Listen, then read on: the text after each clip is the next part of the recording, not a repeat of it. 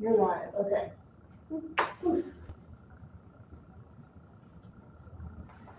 Okay, we're live on YouTube, so I think we're ready to go. Mayor Bruce Visser is absent tonight, so I'll be running the meeting as Mayor Pro Tem, so I'll call the meeting to order at 6:06 p.m. And we'll start out with a roll call. Here at City Hall is Jim Kane. Present. EJ Bell. Present. Samantha Peterson present. David Fisher. Present. And Trevor Dursky online. Present. Awesome. Okay, we're gonna change the agenda around just a little bit. We'll just move item number 4 to the first item of discussion. So we're just gonna swap number 3 and 4. Yeah.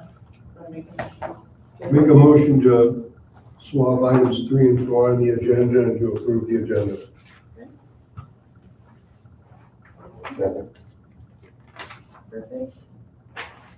Roll call vote, Jim Kane. Aye. EJ Bell. Aye. Samantha Peterson, aye. David Fisher. Aye. Trevor Dursky. Yeah, thanks everybody for the flexibility in swapping that around. I wanted to be present for this vote, so aye. Yeah, absolutely. Okay, so the first item of discussion is a resolution approving the hire of Scott Flory. So we're happy to have Scott on the phone here.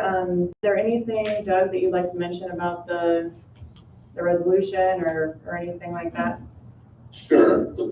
I think all of you understand, but the purpose of the resolution tonight was really just to take a step beyond the informal or the non-binding offer and to go to that next step saying that, assuming background checks all come through as we anticipate they will, and it sounds like they have, the council is 100% on board with this hire and moving forward. So the resolution isn't the last step in this process, but the resolution lets Scott know that, the council is definitely supportive of this hire moving forward. The next step, and probably at your next meeting, would be to then approve the final employment agreement, which the most recent draft, I know Scott has reviewed too. I forwarded it out to everybody, so you'll have a little time to look at that and forward any questions you might have to me, but very consistent with what we talked about in the past. So I don't think we'll have much from a question standpoint there or any objections to language, just kind of filled in some blanks and some other information that you'd normally find in an employment agreement. So yeah, again, tonight, the purpose of this is to formally set forth the position of the council, the intent to move forward with hiring Scott as the city administrator, subject to the approval of the employment agreement.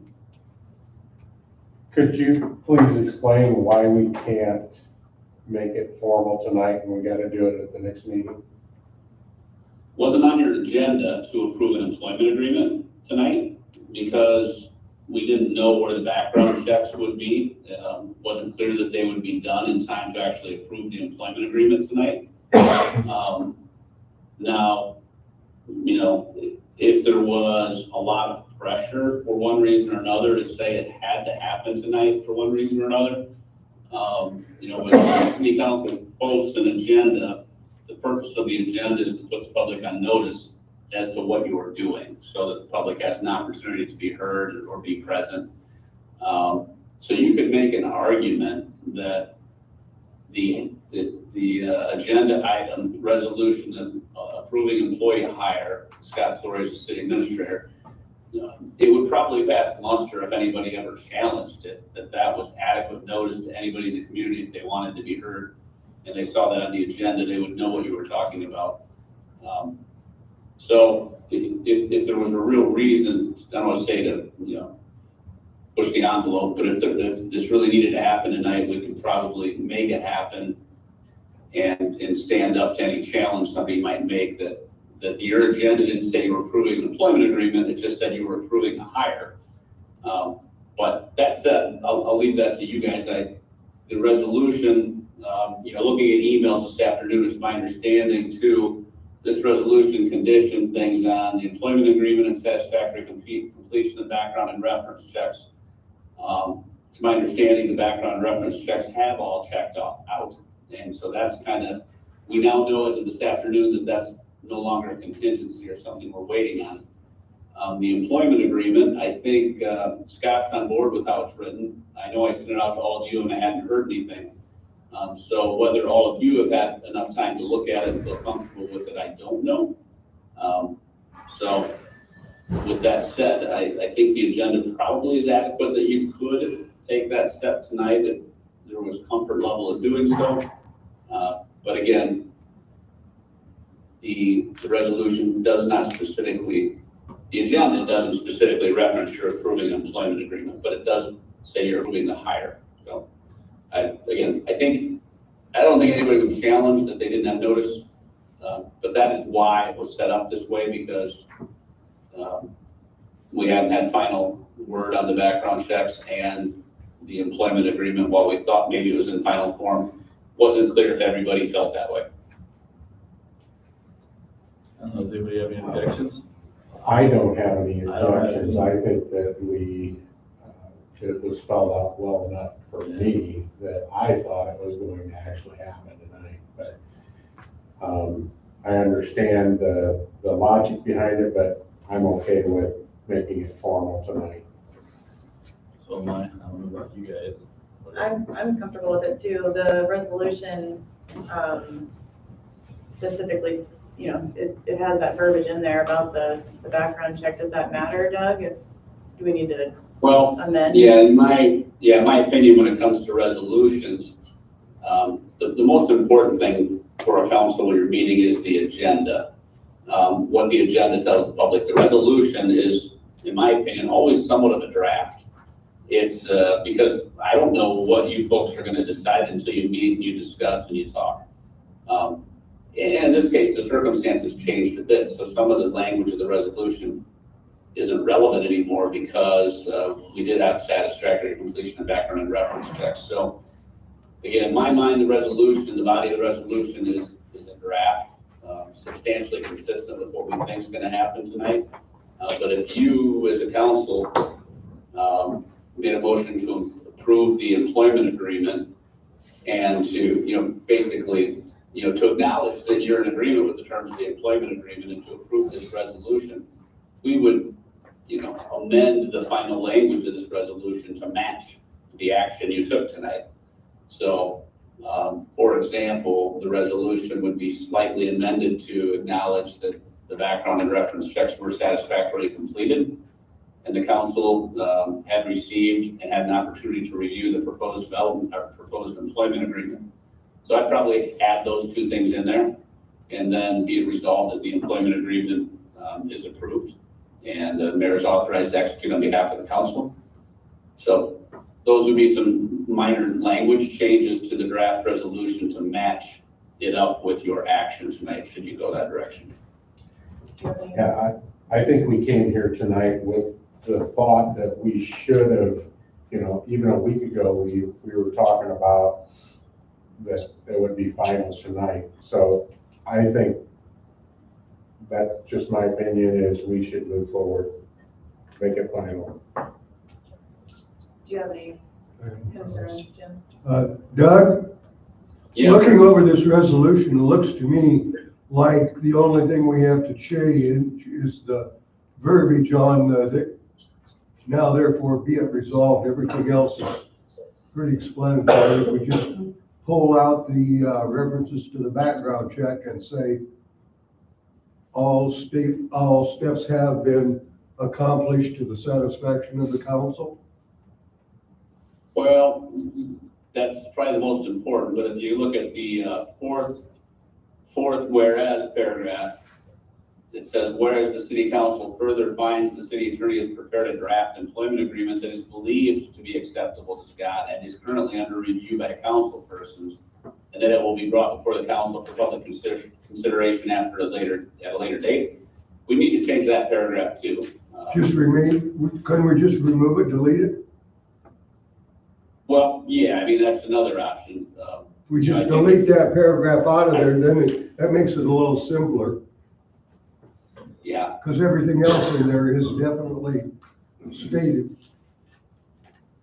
Yeah, the only, I would like it to say in here that the city council and Scott, and I might ask Scott just to confirm too, that the city council and Scott have reviewed the employment agreement prepared by the city attorney and find its terms to be agreeable. I think it's important to have that in here. So that fourth whereas paragraph, I'd probably change to something simple like that.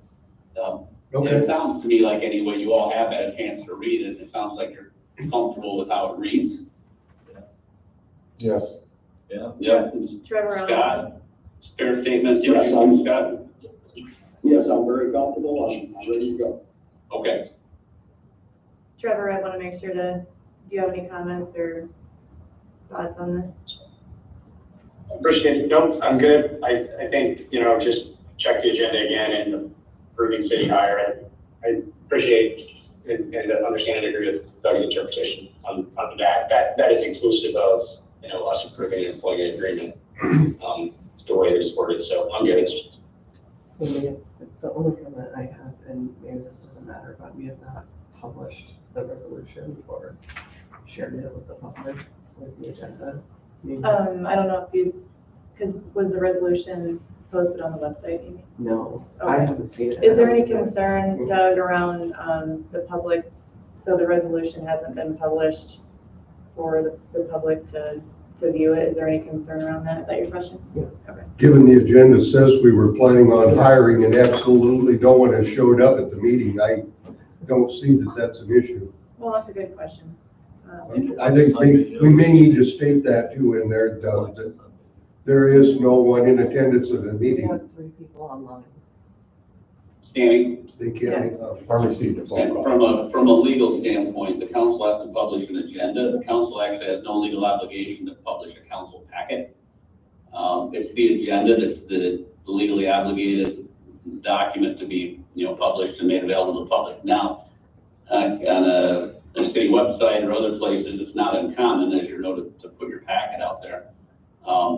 That said, the language of the resolution in the council packet isn't binding on the council and subject to change as I described earlier. So Amy's question is fair, and it's a good question, but my response would be that the council has the freedom to, take action at any council meeting so long as the agenda provided the public notice of what the council might be doing. The specific wording of the proposed resolution is non-binding on the council, and we can definitely make the changes we've talked about tonight. Okay. That sounds good. I think we're all comfortable with this, right? Okay. Is there a motion to approve the resolution as amended, I guess? Yeah. Motion to approve the agenda as amended, giving full hire with the recommendations that Doug put forth. Second. Okay, motion and a second. Roll call, Jim King, AJ Bell, Aye. Samantha Peterson, aye, David Fisher, Aye. Trevor Dursky. Aye. All right, awesome. Welcome aboard, Scott. Yeah, welcome, Scott. Do you want to say anything, or, and Yeah, I we would, appreciate you yeah. being on here on the call and taking the time. Yep, thank you, Mayor Pro Tem. Yes, thank you. Let me say that I'm both humbled and grateful about this opportunity to serve the mayor, city council, and the residents of the city. Really anxious to get started. Unofficially next week, although I've been immersing myself in as much as I can over the last few weeks, and just can't say enough how gracious the council's been towards me with your time. It's been just a real pleasure. I'm just looking forward to becoming part of the Atkins community. We love the town. We can't wait to be there. The warm welcome that the mayor and council members show me, it's just been second to none, and I'm touched deeply by it. I've been city administrator in Iowa for many years, and I just want to say you're as good a group as I've seen. You've been welcoming and gracious, and I just can't say enough positive things about you all. There's this often quoted expression that says the stars have aligned. Well, for me, this opportunity is just that kind of celestial event. And many thanks again to the search consultant, Teresa, who I know is on the call here as well tonight. But again, most of all, I want to thank the mayor and council members, and I'm just ready to roll up my sleeves to go forward. We're looking forward to it too. Thank you. Thank you. Okay, Trevor, are you gonna stick around or are you jumping off? Oh, I'm gonna have to take off. We are recording right now Yes. on YouTube? Good deal. So no, I'll make sure that I review, the meeting after I leave here and I'll be ready to kind of provide my comments on the budget when it's appropriate. But thanks everybody and welcome aboard, Scott. Okay, sounds good. Thank you, Trevor. Appreciate it. Okay, the next item on the agenda is a discussion concerning the urban renewal project, and Maggie Berger with Sphere Financial is on the call. Thanks for taking the time, Maggie. I'll hand it over to you. You're very welcome. I know there were some questions after last week's meeting. You have received some information from the Dorsey and Whitney firm, who's your bond attorney, to set a date of public hearing on an urban renewal plan amendment. Here's what I'd like to do. I'd like to spend just a couple of minutes and kind of walk through what that plan amendment was about. And then I would like to open it up because I know you probably have specific questions. So I definitely want to open it up and let you guys ask your specific questions so that if this is put back on your agenda in the future, hopefully we've answered your questions. Anytime a city does an urban renewal project or obligation within the city limits, within the urban renewal area or the TIF district, you have to amend the urban renewal plan. That was a law change back in 2012 by the legislature. And that urban renewal plan goes in line with amending the plan to include a new obligation. In the eyes of the state of Iowa, obligations for urban renewal projects could be debt issuances, like a general obligation debt issuance. It could be a rebate agreement, which is what we're going to discuss this evening, meaning that you're rebating back the taxes over a certain amount of time to a certain developer. And then also it could be like interfund loan or grants that you're making to developers or to certain organizations in line with urban renewal or TIF or economic development. So the reason for the urban renewal plan amendment at this time is that you have the Stone Ridge development, which is currently in a rebate agreement with the 4th edition. So the city currently is rebating back taxes on the 4th edition to the developers of the 4th edition as the new houses come online.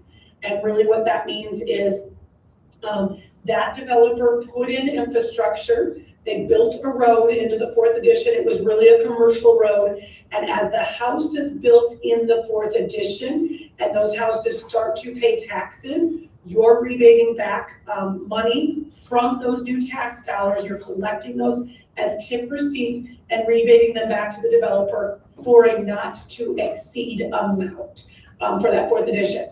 So what we're looking at here in this new urban renewal plan is the developers were ready to do the 5th edition.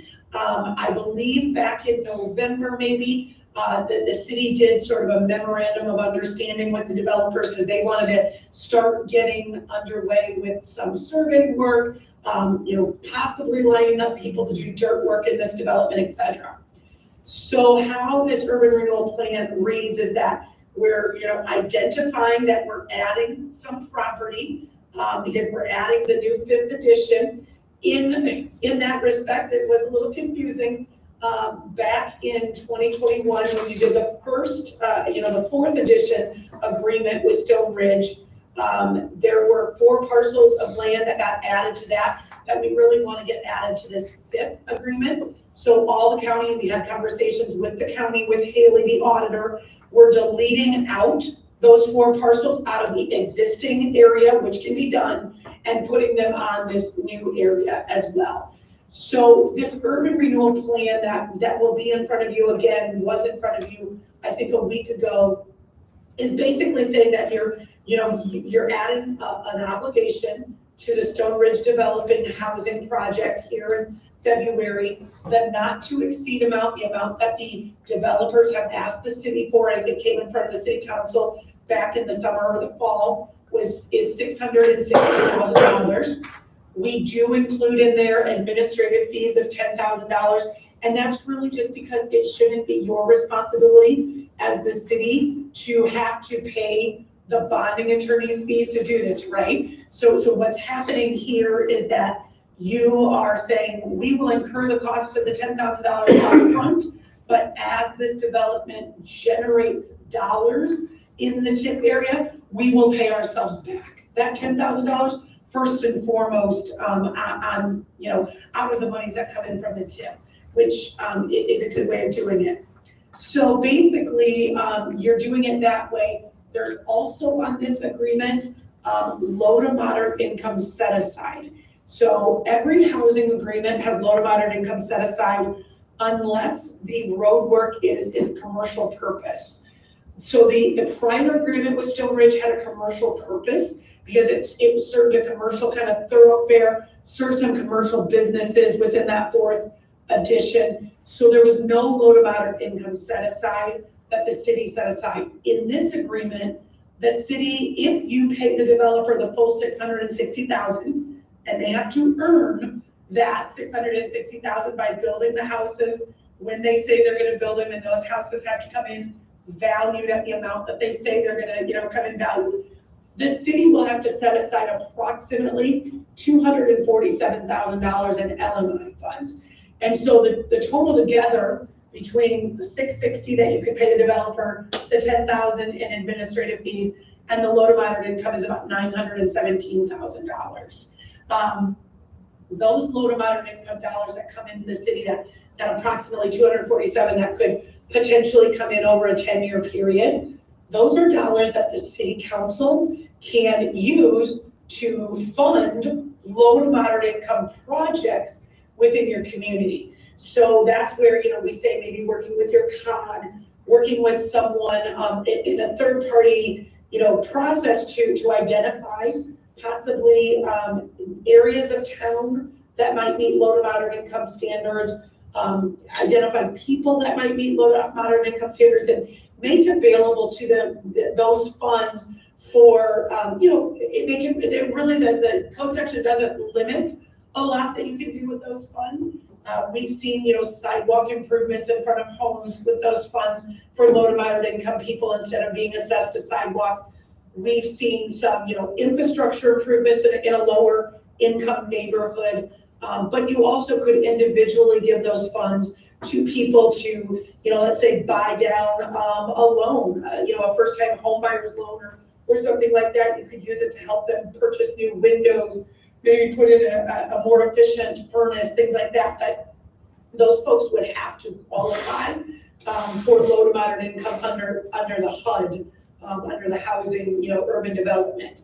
So with that, you know, what we're putting in front of you is this is the agreement. This is the first step in what we want to do. You have to set a date of public hearing, hold a public hearing in about a month. So if you were to put this back on your agenda for next week's meeting, the hearing would be in March. At that point in time, you'd also set a date of public hearing on a developer's agreement, which again outlines almost all the same information that's in this urban renewal plan. That is then what gets signed by the developers and by the city. This rebate program is the safest way for a city to incentivize developers for new housing, new commercial, etc., because you don't have to give the developer anything until the developer builds the infrastructure that they say, and then they start building the houses, and those houses start to get sold or start to pay taxes. When those houses get built, no matter who owns them, whether it's the developer on a speculative basis or it's an individual homeowner, those houses will start to pay taxes, you know, in that 18 to 24 month period after it's built. And as those new taxes roll in, those are the dollars that you start to collect. You collect a portion of those dollars, and then again, a portion goes to the developer, a portion goes to the city for their loan amount of income set aside. I personally think this is the safest way. I think bond council would agree this is the safest way because you're not putting any money up front. You're not guaranteeing them anything. You're just saying, if you build the houses like you said you would, and we ran projections, just so you all know, we did run projections on this, shared it with, I think the council that got shared with before Sandy had departed her position. And we also shared it with bond council and the developer so that we were all on the same page. It appears that based on on how fast the houses have sold in the 4th edition, that the city would definitely probably most likely be able to collect and rebate back to the developer the $660,000 for their infrastructure needs. As I understand it from the developer in a conversation with them, $660,000 is not the entire cost of the infrastructure, but it is the cost that they felt was a viable ask of the city based on, and I can't remember the number, but it's significantly higher than that to do the road, the water, the sewer, sidewalk, curb and gutter if there is, all that stuff in that area. So that was a whole lot of information. I would be happy to answer any questions that you have about any of this. No, this is exactly what I thought it was, but it was not being portrayed that way. Okay. And yeah, what I've heard as a council person here is pass-through funds is what we always talk about here, that everything's a pass-through fund. And I don't know, I did not completely understand it, but I've come to understand it over a period of time. And I think that our citizens may or may not completely understand it. But the way it was portrayed to the council initially from the developer was that it was a buy down of the lot prices. In order to, that's what it was presented to us as a buy down of the lot prices. And Sandy jumped in and says, that's against the law. You can't say that. What it is we're paying for the infrastructure, and we're paying for the roads, we're paying for, and basically, again, his terminology isn't too far off when you do say that. Because typically a developer pays for the infrastructure themselves if they feel it's viable in order to develop those lots. So again, I was a no last time. If I would be a no again, based off the information as far as my perspective would be. Unless somebody can prove to me that this is the right thing from a standpoint for the city, I don't see the benefit in it. I would rather, if we're going to make it a TIF district, that we as a city get those funds and we've passed those on to businesses or developing businesses within the community. That's just but you can't do that. So you have to have an obligation to collect those TIF dollars. Sure. So that's really where that, to be able to collect those TIF dollars, you can't just collect the TIF dollars and give them out to other businesses or support other things. The TIF dollars. I misrepresented that. In the TIF district. Understood. I appreciate you being on this call and giving us some further understanding. I think I'm very grateful, I guess I'll speak for myself. I'm grateful that we have developers that are willing to work with us and grow with us as a city. And I think it's important that we support them in this way, especially because we have, we voted to to work with them on this next addition. So I think we need to move forward with this and partner with them, and they've been great partners so far. I think they've encouraged a lot of growth here in the town, and so I'd like to see this on the next agenda and revisit it, I guess. Do you have any comment? Just struggling with it, like we talked about last time. I'm just the old school way. I think that they should be building all that stuff, infrastructure. I hate using TIF for that stuff. I mean, Maggie, this is still a newer type of way of doing this, correct? What we were explaining? No, this way has been around for ages, and I'll tell you, we get more calls, especially in the last 5 to 10 years on housing rebate agreements, because the infrastructure costs have just gone up so significantly. It's difficult. I want to go back and say, this is it's not a buy down of the lot, but when you think about it, a developer owns the land and they have to develop that land to get it ready to sell lots, right? So every, ounce of money that they put into developing that land, from infrastructure to, grading, to buying the land if they had to purchase land originally, that all gets divided down and it's shared amongst, it's shared amongst what the lot cost is, because developers aren't out here to break even. Developers are out there to make money, just like we all want to make money in the careers and jobs that we've chosen. But in that respect, what they're doing is saying, if you are able to help us with the infrastructure costs, we are able to, maybe not charge as much for the lots. And does that bring people to your community versus people going to another community where they could buy a lot for a lesser cost? So I think, that's really the way that most cities are looking at it. EJ, I think you were the one asking the question if this is new. No, you've been able to TIF for 30 some years for housing purposes under TIF laws. Have rebates become more popular over the last 5 to 10 years? Absolutely. And the reason is infrastructure costs are expensive. The other reason is some cities were just giving money away up front to developers and saying, here's, $600,000, go ahead and go build the road. Well, they were building the road and the city was on the hook to, either dispense the 600 from their cash up front or borrow the money or something like that. And then the housing market maybe slowed down. Maybe there was a bump.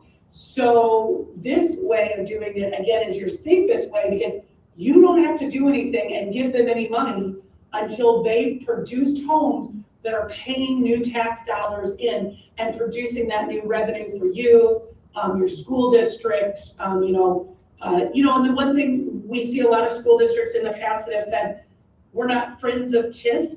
I don't hear that as much anymore, because school districts do understand that for housing developments in particular, those housing developments potentially bring new students to their school district, right? If people move into town, or if there were, if you're freeing up houses, like a first-time house buyer because someone sold their, home that they had lived in for 25 years and built a new home, then you're freeing up that more moderately priced home for others to come into your community. So, it's very common, these TIF agreements. Rebates, again, are the safest, but I would say right now, we're probably working on 10 or 15 just in our office.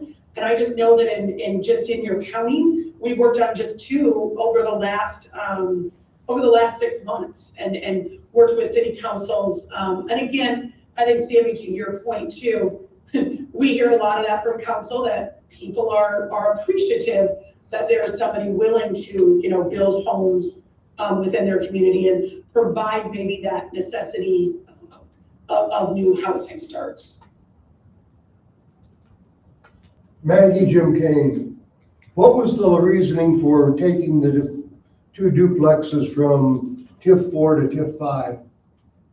Yeah, so they weren't technically supposed to be in TIF 4, and this is a little bit of and it's not having to do with anything that the city, the county, as we understand it, they may not have been in the legal description originally in that 2021 agreement. We do not believe those, because remember, when you do a legal description before there's parcels, you just have this like broad legal description. And then we have to rely on everybody at the county to be extremely well educated in reading a true legal description. From my conversations with the county, it is believed that they were put into the fourth agreement area, but truly they probably weren't in the fourth agreement legal description. So all we're doing, because they're brand new, and both of those duplexes have been built but really have not paid taxes yet, this is the time to remove them from that, from what the county has on their books and add them into this development area, just based on where they sit in conjunction to the fifth area. And also that they're there and they will start to pay taxes in a year and a half, and that's a good kickoff to this fifth agreement for the developer to have those a part of. So I would say it was just a reading of a legal description error that they got added into the fourth. And this is a very common practice. We see this all the time where something may have gotten added, or more of the legal description was put into the first agreement, and it really should have been a legal description that was split between two agreements. So bond counsel legally can delete it out of the prior area and put it into the new area. Thank you very much for that, Maggie. I know you looked at a lot of other properties there, and I really appreciate you keeping on top of this. That takes a lot of extra work to double check things we've done in the past, make sure we're making the right moves in the future. I just really want to say thank you. Yeah, no, I appreciate that. We've had great conversations. Haley at the county auditor's office has just been amazing to work with. I've had great conversations with the developers themselves, trying to show them, because again, my goal is not just to educate you, but I need to educate them on what's realistic. Like, what could you collect if the city moved, this forward? And then again, prior to, Amy having to do all of this and going, wow, we worked with Sandy a lot, and she was really helpful in gathering the information. So it's really been a team effort, and I know that, again, when you have to delete things out and add them back in, it just needs more explanation. And I think we all came to the same agreement after reviewing and having lots of conference calls that it was just an error and it needs to be fixed. And the county's like, yep, we're on board to fix it the way that bond counsel says it should be fixed. So, Maggie, then the other question I have is this the only part of the development over there that's like this, or did the other start of the development when they started this, was it done the same way they're wanting to do it now? So the 2021 agreement is just like this. So the 2021 agreement was a rebate agreement in wholeheartedly. And at that agreement, I did pull up a spreadsheet, so let me look at that. But on that agreement, you were set to rebate back the developer $685,000. You, the city, had some upfront money into that for city infrastructure of about $315,000. So kind of similar numbers. It was $1 million you were set to collect. Based on how fast that development has grown in the fourth edition, you probably, and I say this, there's always a little estimation here, but on all of the numbers that we've seen, you will likely pay the developers, and the city will get its reimbursement back before December of 2028. And that's pretty fast because the agreement was written in 21, but the very first disbursement to the developer didn't happen until December of 22. And again, that's just based on taxes, right? If we all go build a house today, it's going to be a while before we all pay taxes on that new house. And so with that being said, from 22 to 28, you're only talking six and a half years there, which is a pretty fast repayment. But again, a lot of houses, a lot of nice houses with nice valuations. And they were built pretty quickly. There was a lot of demand in your community for those houses. So EJ, simply, yes, it was the same type of agreement, rebate. It's just that you, the city, have upfronted some money on that. This agreement has no upfront money from the city. This agreement would clearly just be developer rebate, and then again, the LMI that the city would collect. Okay, thank you. Yep. Any other questions, Jim, you good? Okay. Okay, thank you very much, Maggie. I appreciate you. You're very welcome. We'll just let you guys just keep us in the loop on if you put this back on your agenda and revisit the conversation. All right? Sounds good, thank you. Thank you. Bye-bye.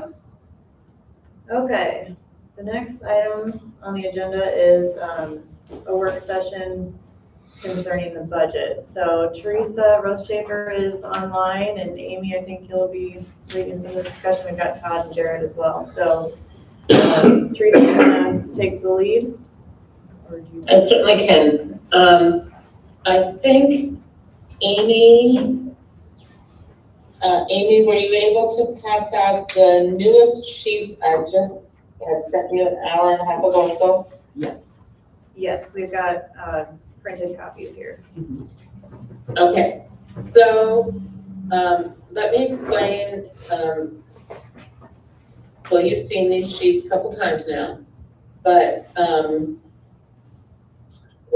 we plan tonight to talk about, parks, roads, sewer, and water. And as you look at these sheets, you're gonna see some areas that are highlighted, which, let me back up. I had went back in here and added in the revenue, as you talked about, and also had written some notes in there that I had questions of. And then Amy has also written in notes with some questions, and she has highlighted those in yellow. So, we can talk about those yellow lines if you guys want to talk about them, or we can pass, whatever. And then the department director had been asked to supply a type of justification for the items that they had wanted.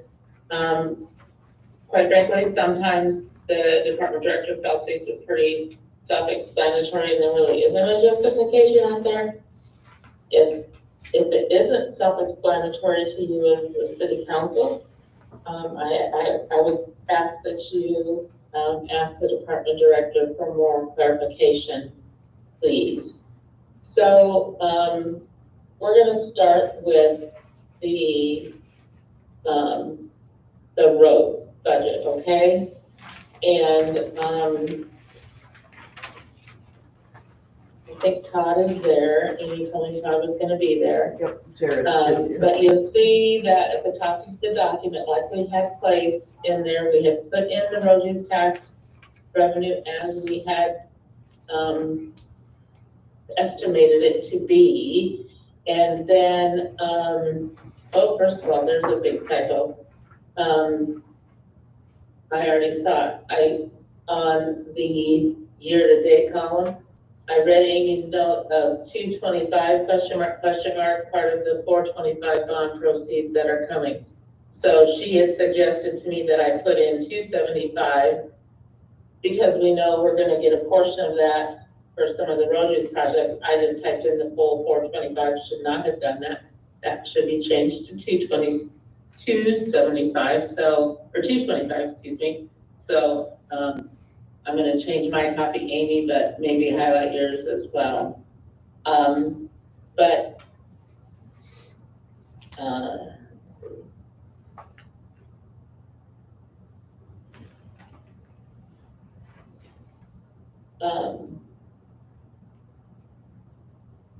Don't anticipate any bond proceeds for the road department next year. So the only anticipated revenue is road use tax revenue of $297,825.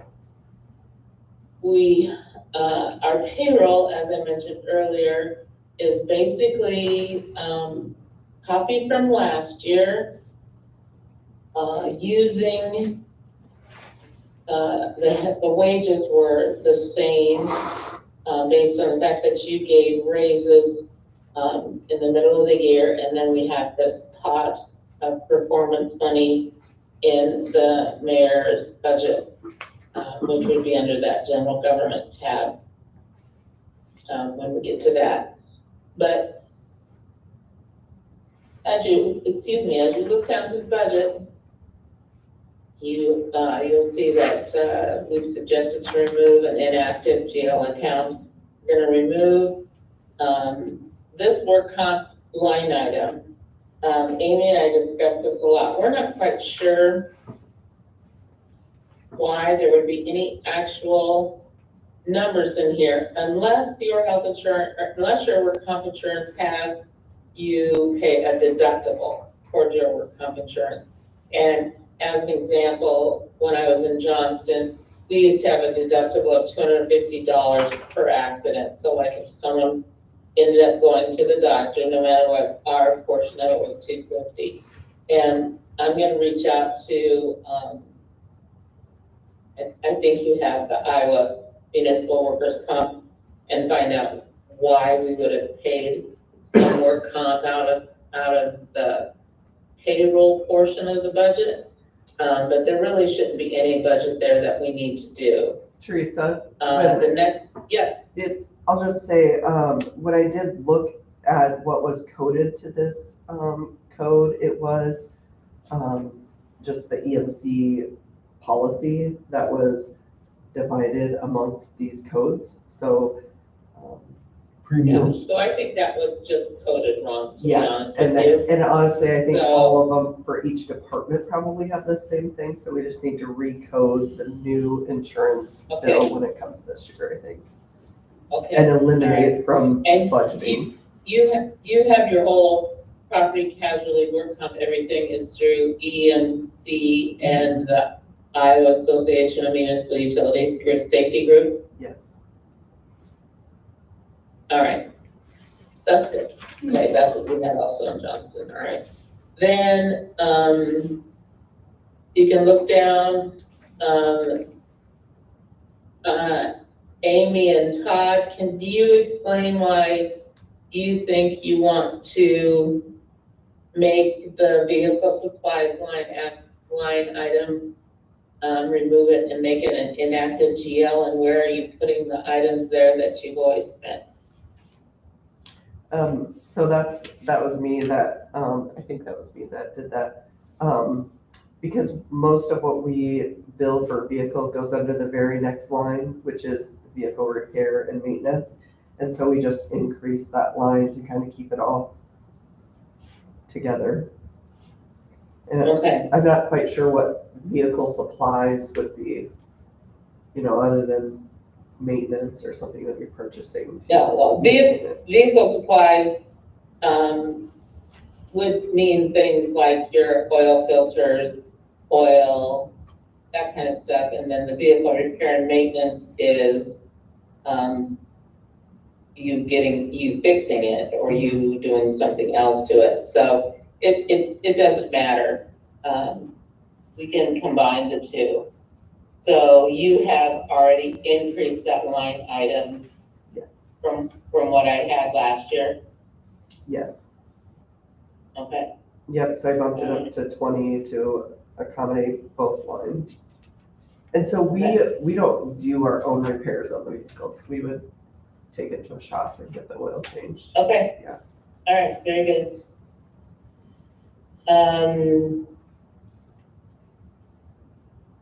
Are there any council questions? Here's the biggies we're getting into, the chip sealing or the street maintenance, road repair project.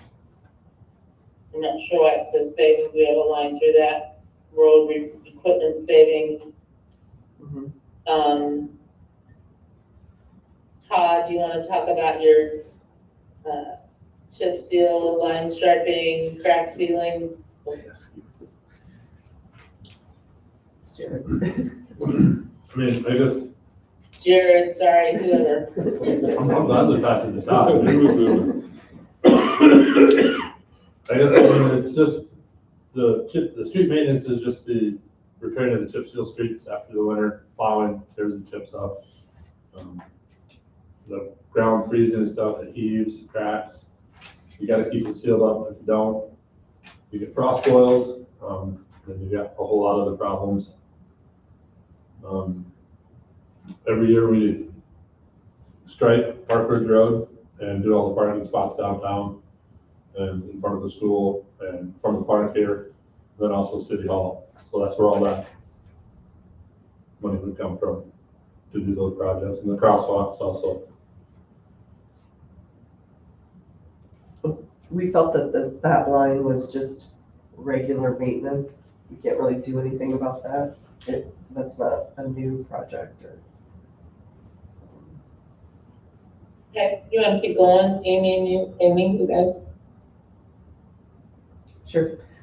On the next line items, just wherever it said savings, we were kind of cleaning up some of the descriptions on the coding that's within G-Works, but the very next line is, road repair projects. And I went back in there and, all of the red letters tie it to a capital improvements plan, which, on your paper copies, I did attach, where it ties to it, and it gives a full description of it. So this is the capital improvements plan is something we've been working on since, Snyder gave it to us, and I guess we did just get a more recent update to it. But that's what kind of guides all of our projects, water, roads, sewer projects. And you gave the council another copy of that? Yeah, I attached, I emailed a copy of it out to everyone, and I attached paper copies to each department budget that gives the full description. So if the lettering is red, there's a piece of paper behind it that explains it. Okay.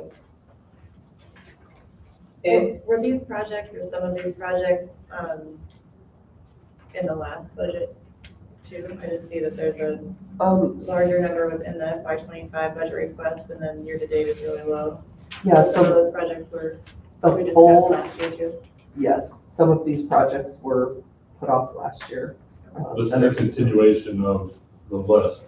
Yeah. So items 1 through 7, 1 through 7 on the CIP. If you look at the CIP packet, the PCC 1 through 7 is being done this year. Okay. And then we skipped, Nick and I talked, and we skipped number 8 because number 8 is Cardinal Avenue. And he wants to make that a big project, big capital improvement project, because there's so much work, extensive work to be done on it.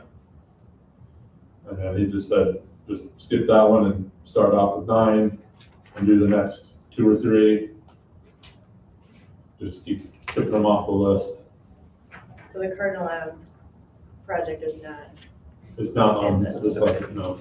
He said it's something he would have to sit down with you guys, the council, and figure out a plan on how we want to attack that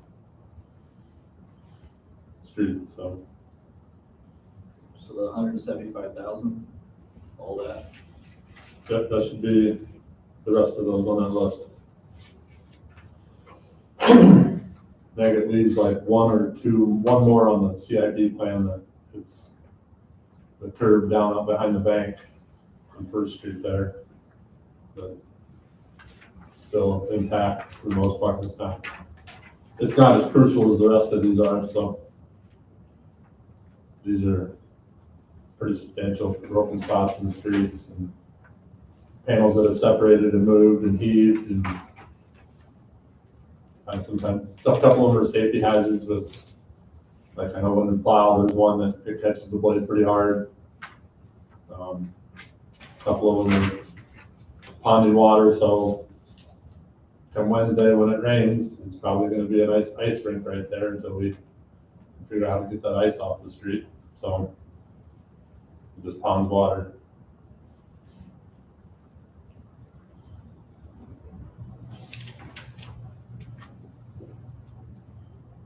The ponding ones would actually be the 414 and 416 Casey Circle, so it'd be number 10.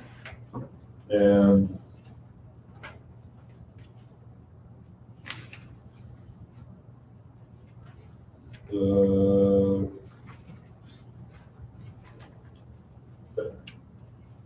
number 10 is the panels of 416 Casey, so that's settling.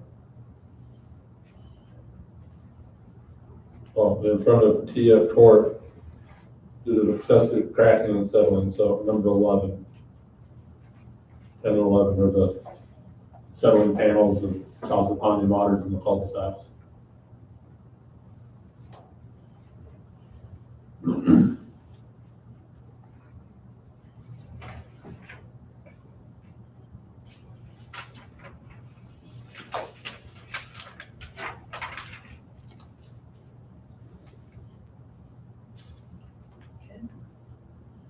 Do you guys have any more questions on those projects, the capital projects?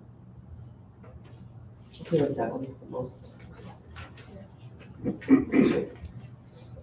you have any questions on the capital project? Otherwise, should we just keep going down the line? Do you want to go on or you want me to? Yes. Okay, so the next one is That's fine with that. roads equipment. Roads equipment, yeah. I think this one's on you, Jared, to explain your justification for the The 113,000 Yeah. for the back trailer, Yeah. the gator, that's what you're talking about, right, Sandy, or Sandy? Yes, Yeah. yeah, That's where we're at. yeah, Yeah. we're on that line item. Yeah. Jared, do you want to bring us through one of those? So the back trailer will be used for cleaning culverts, storm drains, help with, we try to divide it a third between water, sewer, and roads. The roads portion of it would be for, cleaning storm drains, cleaning culverts, got a back out storm drain, box out or whatever, we can use it to do that. Road signs along the side of the street, if there's one that we can't safely pull by hand, then we would have to we could use that to back around it, excavate around it, to safely remove a bad or broken street sign. For the water and sewer side, I don't know if you want me to dabble into that now, or we can wait till we get there. Jared, if you don't mind me just intervening here and just saying, I guess what I would be looking for is what would it cost us to outsource this versus what we would be gaining by purchasing this equipment? And over a period of time, what have we already done that we've already outsourced that would have been a cost savings? That way you can actually justify the cost. And what I have here is I'd like to be able to do this, is what I perceive this as, and it's not being mean to you or anything. Right. All this is saying is, this doesn't give me a good decision on any one of these items here in order to make a move forward on purchasing them. That's just me. Terry was supposed to get some numbers, some invoices and stuff. I don't know what happened to that data. Yeah, I think we were working on that for you, so. I mean, it's the same with our excavator, you know, how many hours have we put on that excavator, so on and so forth. And this is what it saved us versus what we could do outsource it. Sure. We'll And if we, you know what, my opinion, if we can outsource it and it doesn't cost us much more money in order to do so, we outsource it, because then we don't have to use you and the rest of your group in order to get the work done. Sure. Are these items, you mentioned spreading them out across departments, are they already split up, or are they already split up between the budgets, or like, for instance, the back trailer? The back trailer is, yes. It is already split, okay. So this 30 is not the total cost. No, that's about a third of it. Okay, that's like Yep, the roads part of it. Yep, Okay. that's the road portion of it. Okay, so Terry, and we can work on getting the breakdowns of what we Yeah. spent. Yeah, I Yeah, think I okay. told him last week that we would do that, and Okay. I missed that one, so I'll get that out to the council. The broom is something that we rent it for pretty much the entire summer, every year. I don't have the numbers on, I could probably get them quick, but, I use it to sweep, all the chip seal streets, anything that's after we apply all the sand in the winter. One of us will spend probably the better part of a month driving around sweeping all the sand up off the streets before it goes down storm drains. The roller would be used for grooming the trails that we have up there on the soccer park and stuff. The new 242 trail, the trail behind A Avenue, or between A and B Avenue. It's just part of the trail maintenance. Last spring, Mike and I went down, Bruce encouraged us to go down to Kent Park and talk to their crew on how they maintain their trails. And they said the key to maintaining it is to chew it up and then roll it, pack it tight. That prevents the weeds from growing. And we've done that. We rented one this last summer and it's worked miracles on the trails. There's been half as many weeds as it was before. And I think we'll just keeping up on that. It's going to eventually get rid of all the weeds, period, and we'll have nice rock trails. And you don't remember what that was rented for last year at all? I want to say it's like $1,700 a month to rent it. And it was just through the summer or just a one deal? It was through the summer. Mike tried to groom the trails at least once a week. I mean, if we had enough foot traffic, like on the trails out there, we could probably cut back on it, but we don't. I made a note to pull those, EJ, so I'll send that out when I send out the other ones. Yeah, because that would give an idea. Yeah.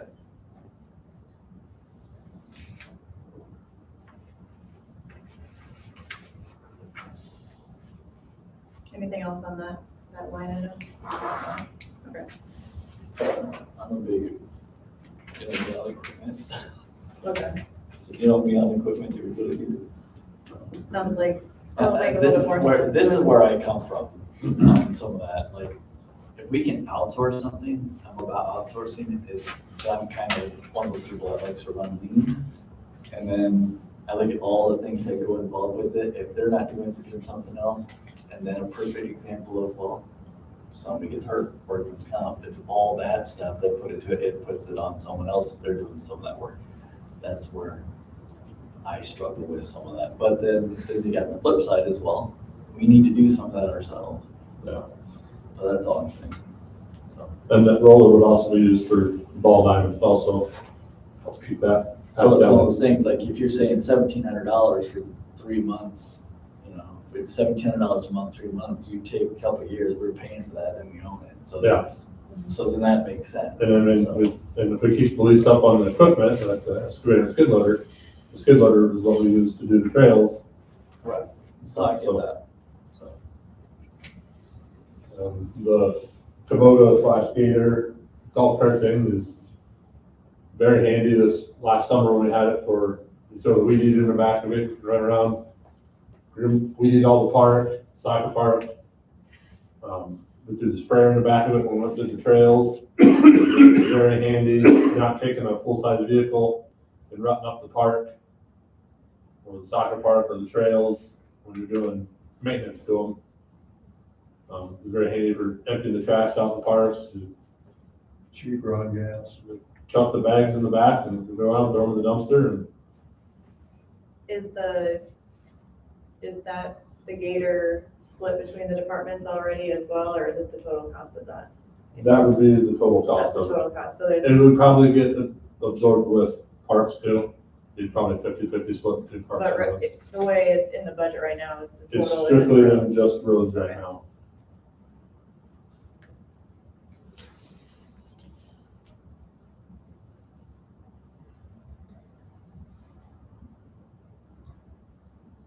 Okay.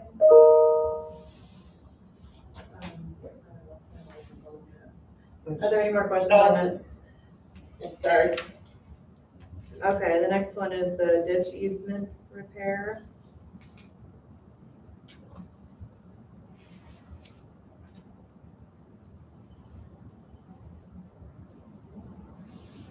Any ditches, it says same as culvert ditch repair. Same as culvert and repair maintenance, so this isn't equipment, this is. And that's like kind of a regular expense. Okay. The next capital expense goes down to that $80,000 salt shed, repair back wall of the building, of the shop, $15,000. So kind of at the bottom of this page, $80,000. So I don't know if they want to explain that further. Yeah, do you want to expand on that $80,000 plan? Yeah, the sand shed, like I said the last time we talked about this, it's an old just wooden structure with tin around the side of it, it's rusted out. It was built, well, we're not sure when, 25 years ago. before Todd started, so,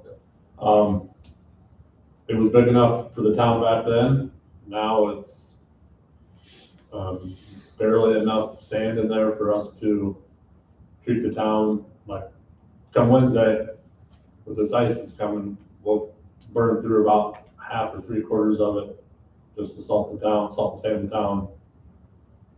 So, I mean, we're at capacity and we need more storage space. Plus, it doesn't quite keep it all the way out of the rain, so when it does rain, it rains on it and dissolves the salt. And so the first salting that we do for the year is pretty much just sand. So we get some fresh salt and sand from the county, then we can, so the capacity needs to be bigger for it. The back wall is a shop, and it's falling off, separated from the foundation. I don't know where it stood with, this would be a question for Bruce, is where the insurance stood or what the deal was with it. I stayed out of that part of it. The insurance determined that it had nothing to do with, So I don't know. that was brought up at the last meeting there. Yeah.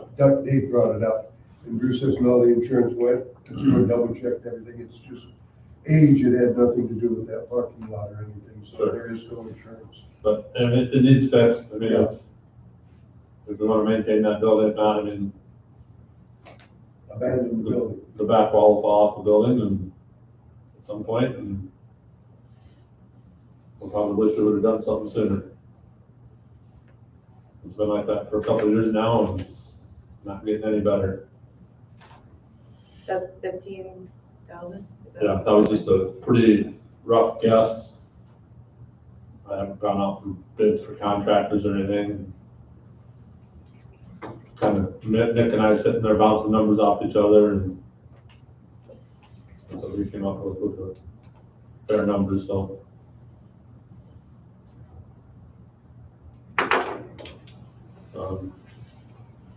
Eventually, when the fire station gets built over here, our plan for public works is to go down to where the fire shed is.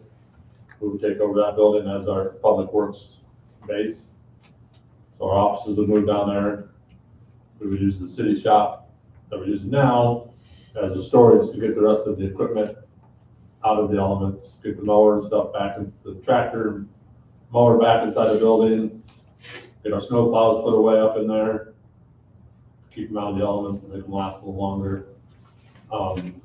Eventually, we'll probably need a break room onto that building of some sort. So that's what the 20,000 is. It's kind of a rough estimate on, sure we'll get something built for 20,000 with addition onto the building. I've been talking to Nick and stuff, so.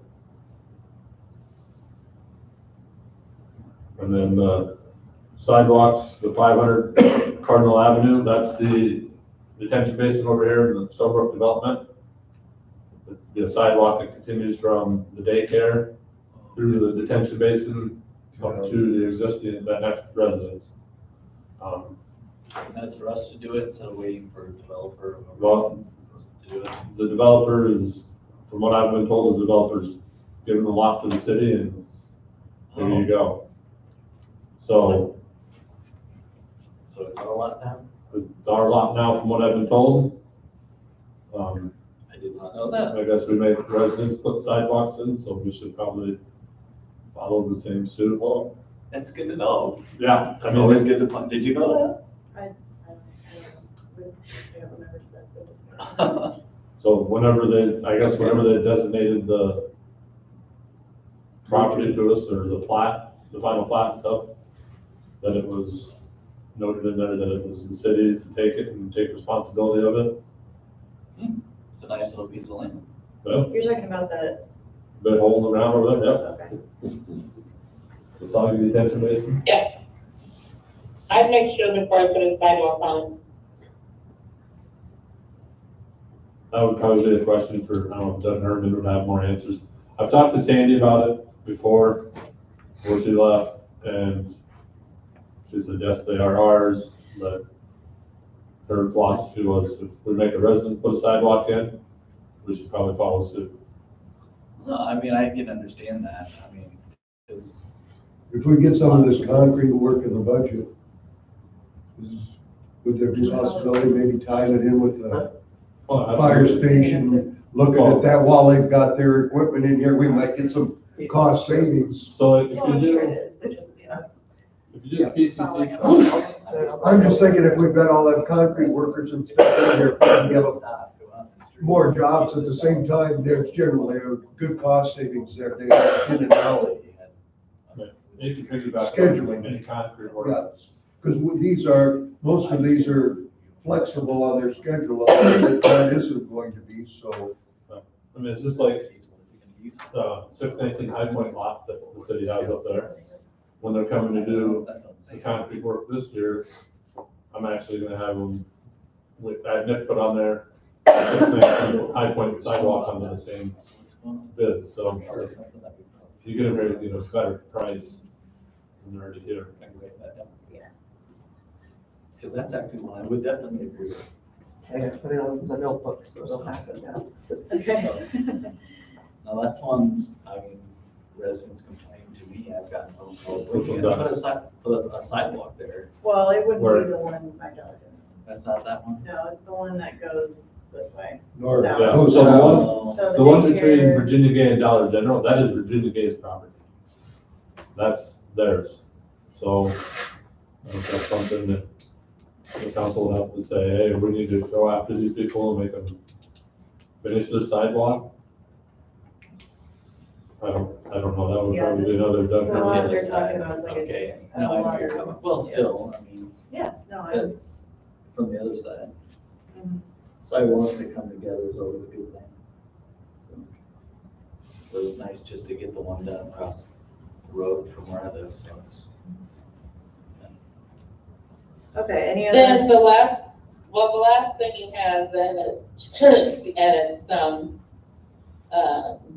it's normal, but his snow and ice removal, 36,000, this year for next year, put in 30,000. Everything that pertains to snow and ice kind of comes out of that budget. But we've been running 5,500, 1,600. This year we're only at 1,524 because it's been so darn nice out. So, we're leaving it at 30,000, but, if you'll notice at the bottom of page 2, the budget still spends, $466,000 more dollars on roads than he's bringing in. Now, again, this is all estimates. And, with the money we're getting back from the other bond, we will be making money this year.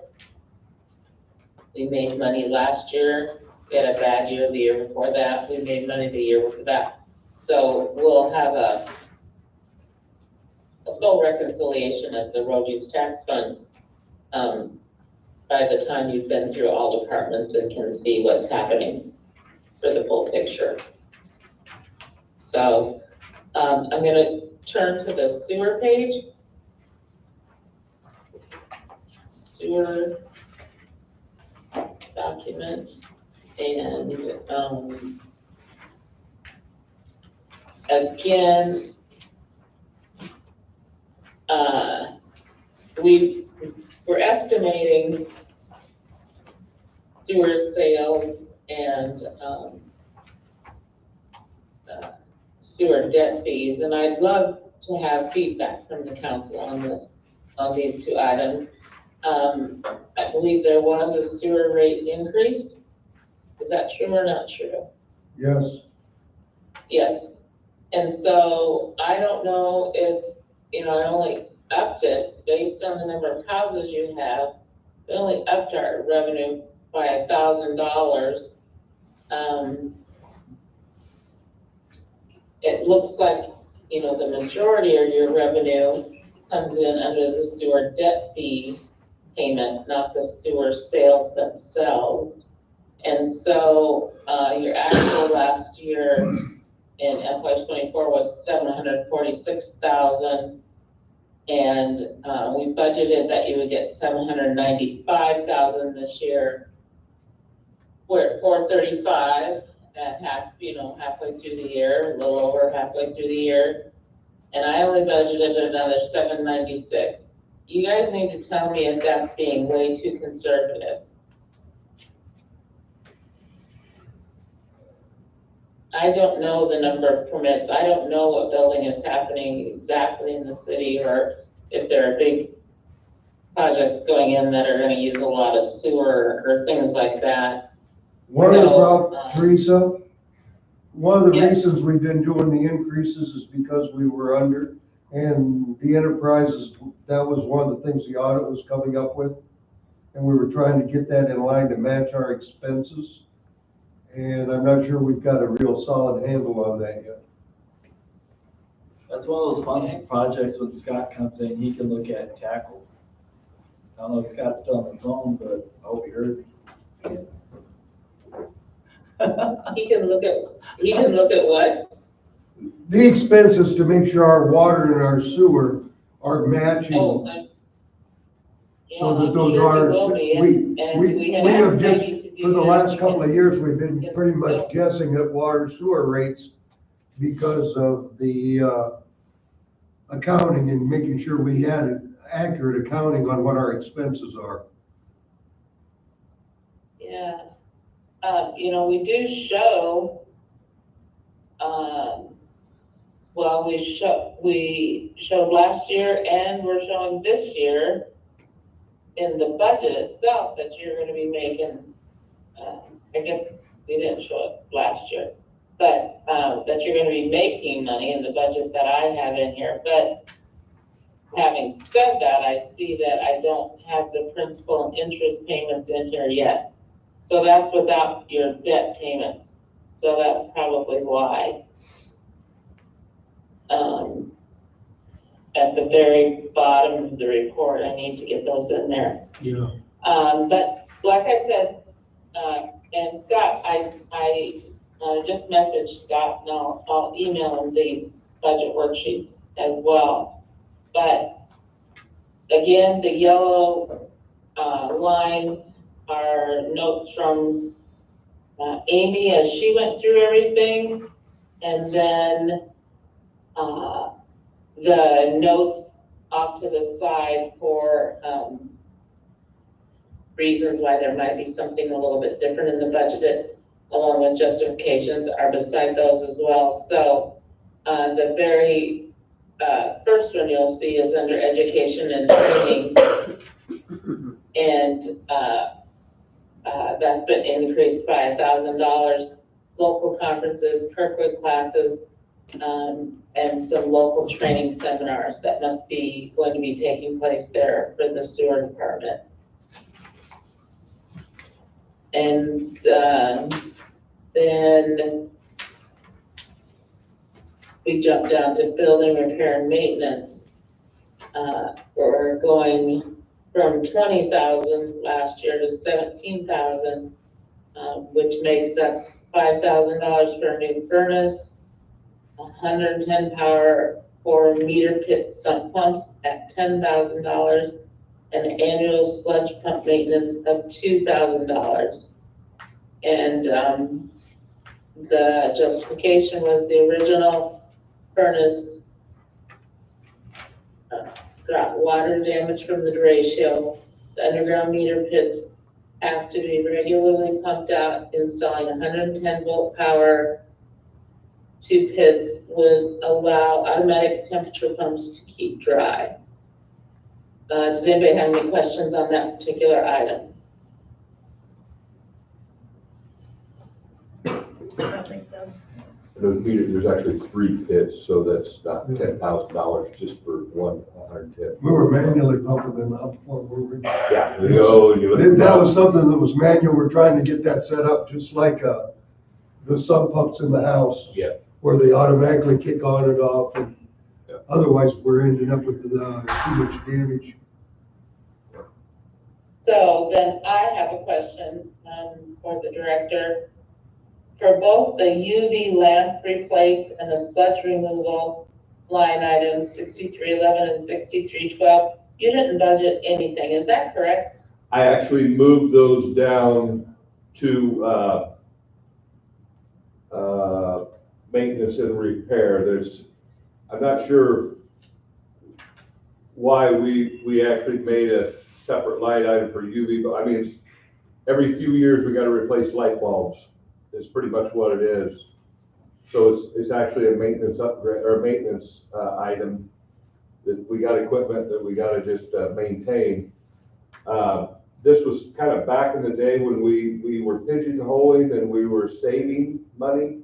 We had savings accounts, and we've been advised since then that we don't do it that way.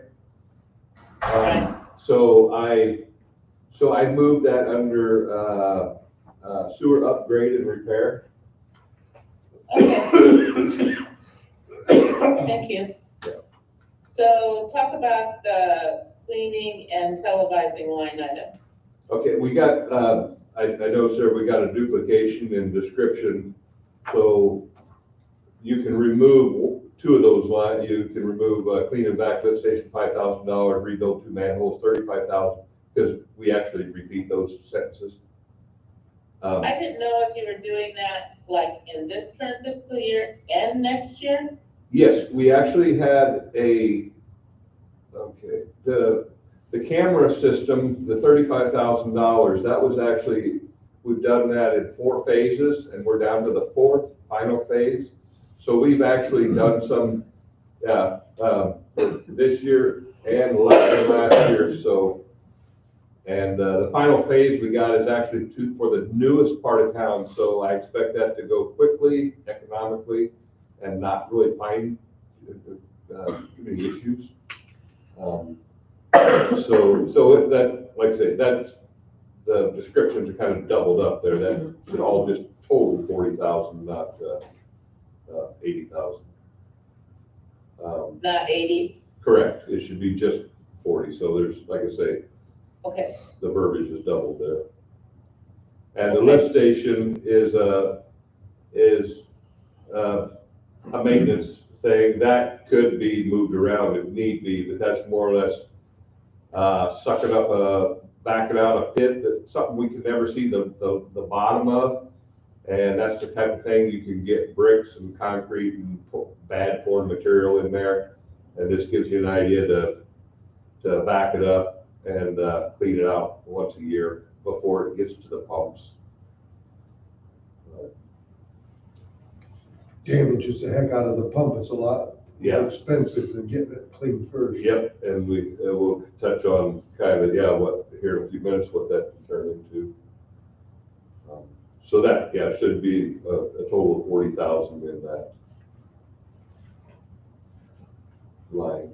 So is the 25 and the 25 the same as the 40 and the 40? Are we only gonna spend that once for the emergency blower replacement? Okay, that's some direction I'll need from the council. We have 2 items that are absolutely critical for the operation of the wastewater treatment, and there's blowers and pumps. This is pretty much, if we put this in a budget, we would pretty much just be self-insuring ourselves, that we would have the cash on hand if we had a catastrophic failure. in the last 8 years, we did have one catastrophic failure where it took out a pump, one of these pumps, and it cost either $16,000 or $18,000 to repair. It was literally because a brick or something got all the way down through the sewer system. So depending how the council would like the budget to read, the blower is also the same. It's just, do you want the money on hand if something catastrophic was to happen? I don't plan on it, but if something did happen to one of those two items, it would have to be repaired. There's not a question. So it's just a matter of would the council like to have self-insured money in their budget for if that was to happen. If we don't do this, then you get a catastrophic like that, it'll end up coming out of general fund because we've got to spend it. Then we'll end up having to transfer it over and that's the What's that's happened the in the stuff past. I don't know, and I don't know how that impacts you guys. Sure. So I'm just saying, yeah, and you know, Amy, has this ever happened? The blowers, no, but the pump, yes, once in 8 years it did happen. But now, since then, I've started doing like up above, cleaning and vacuuming the lift station. I'm going in there and cleaning all that out. I found out that other towns do that, would recommended. That gives you a chance to remove some of that foreign debris that should not be in there. Also, yeah, gets rid of a lot of sand that you already talked about backing up. So anyway, those two, the 25 and 25, they can stay there, they can be removed however the council feels. It was just something I just wanted to be, kind of be brought forward. So the first 25 grand is for the blower, emergency blower replacement, and the second 25 grand is for emergency replacement of a pump. Of a pump, yeah, and both, yeah. Probably just say one or the other, assuming they won't Could do that both too. happen Yeah. at the same time. just leave one in there and pull the other one out. Yeah. That way we've got some insurance, and if we do have to go to the general fund, we'll have it there. Yeah, that's a good idea too. Yeah, we could relabel it to read something like that. Just have $25 emergency replacement. Yeah. And not specify whether it's the blower or the pump. And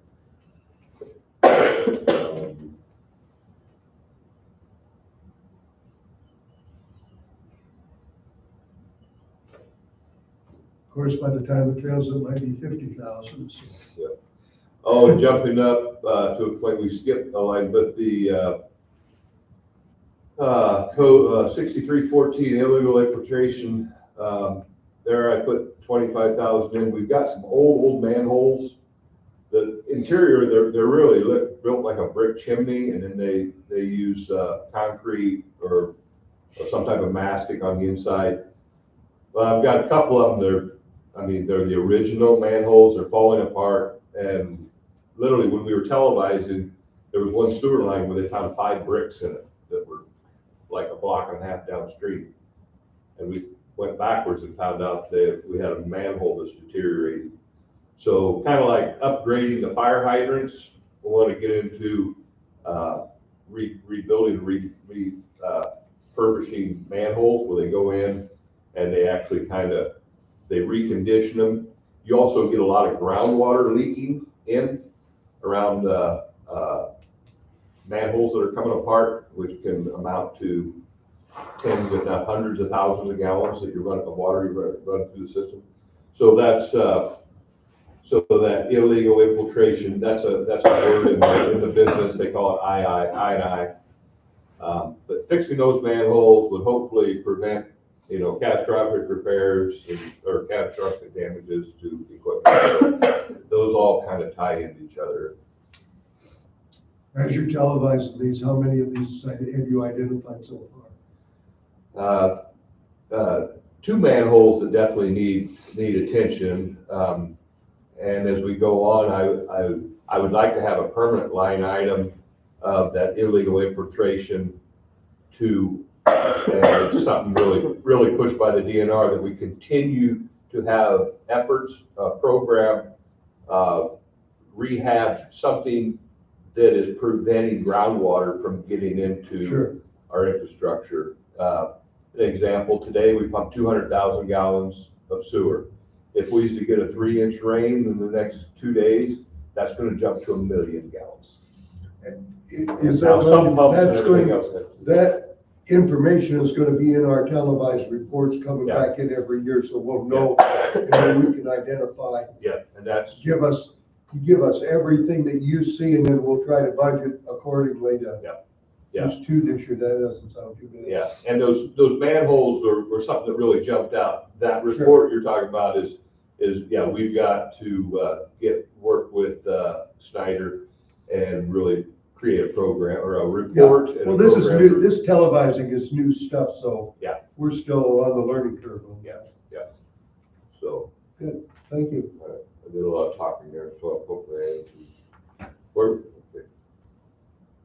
Where are we at now? that's what I wanted to say. You good? Lift station bump. We've already gone. So Yeah, that's. We're down to the As 100,000. Teresa said, some of the stuff is self-explanatory. We have routine, like $6,500, we have a contract with Altorfer with set prices to do annual maintenance on our generators.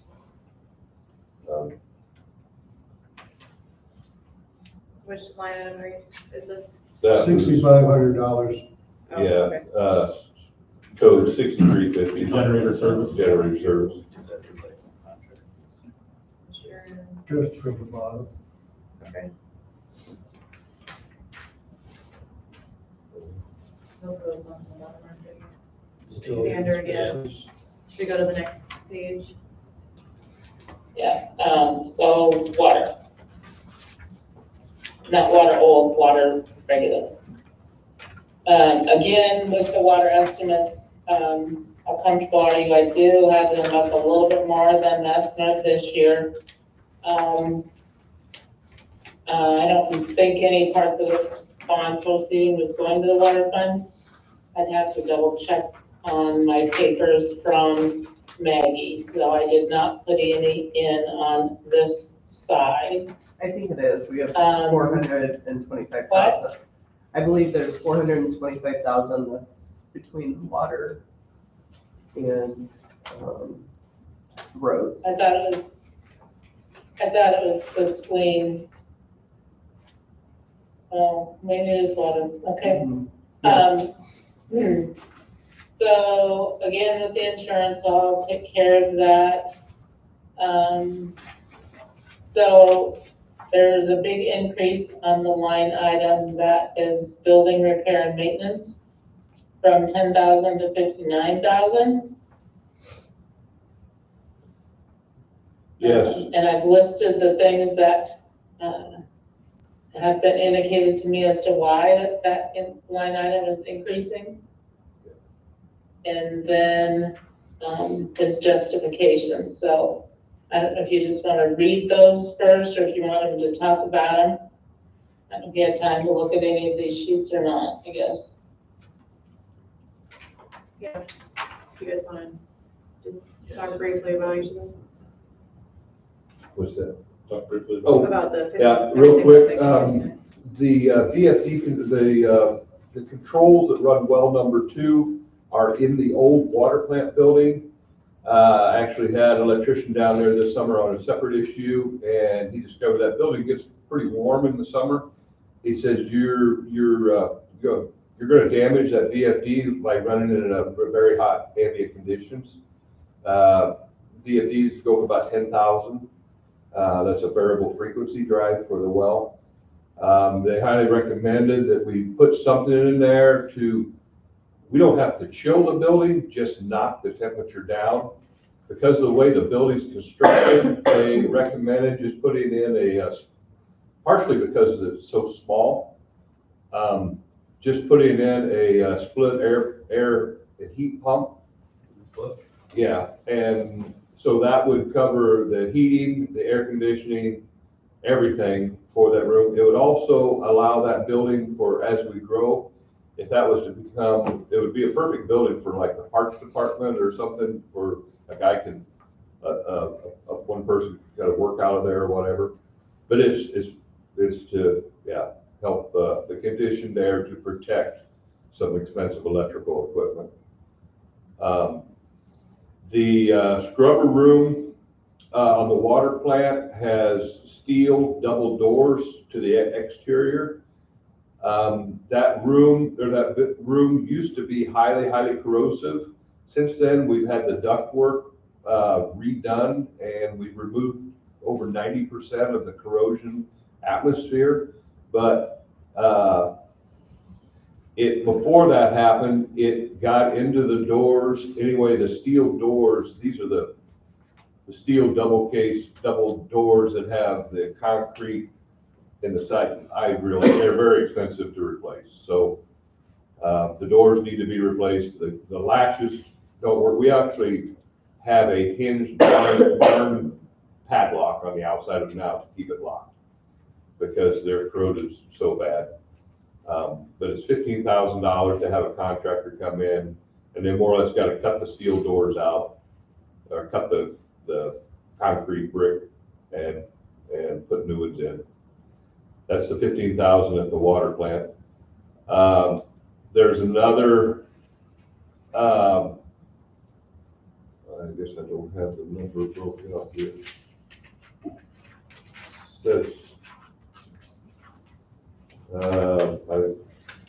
I can't remember. Do you have any in your doors and windows of the old water plant building? That should be on this year's budget, I think. Oh, Oh, yes, we removed it because it's getting done before.